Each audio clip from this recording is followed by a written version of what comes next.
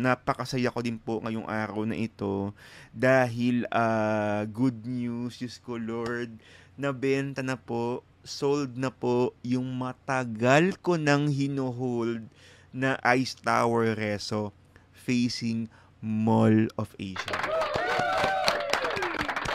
Grabe, naiiyak talaga.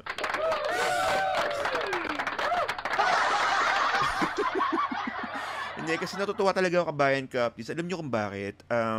Hindi ko alam kung ano, sa mga bago lang po sa podcast ko, no, sa mga bago lang po na pakinig, ah, kulang-kulang isang buwan ko din pong na-hold. Actually, kulang-kulang 2 buwan.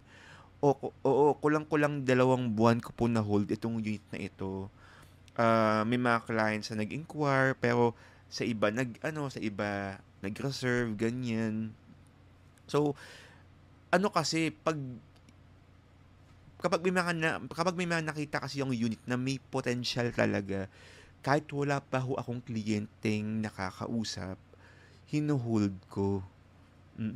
Hinuhold ko kasi ah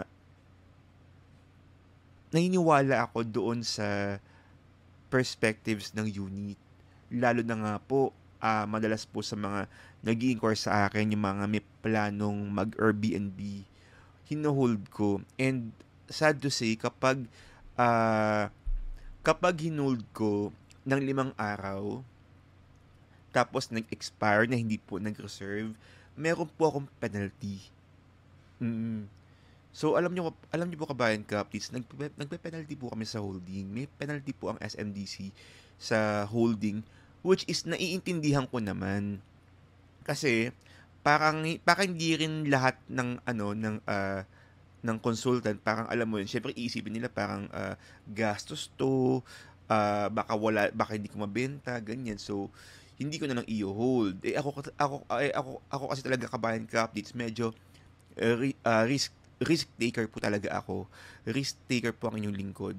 Kaya hinuhold ko po yung unit kasi gusto ko mangyari na kapag may client ako na nag-ask sa Ice Tower, ayoko yung ilalagay siya kung saan-saan lang.